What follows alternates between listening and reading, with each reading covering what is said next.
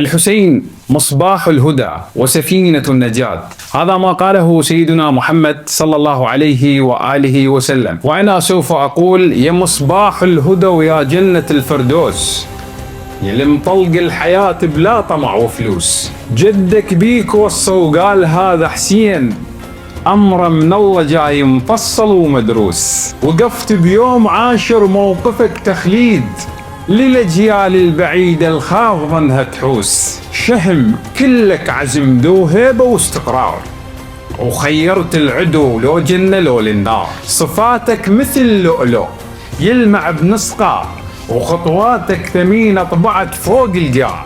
ترى العباس من عزب لك انطزنود، وياهو المثل يقدر يشد ظهرك عود. انحدر صوب الشريعة وقال هذا حسين، أخوي المن أبوي الما عليه عيزود.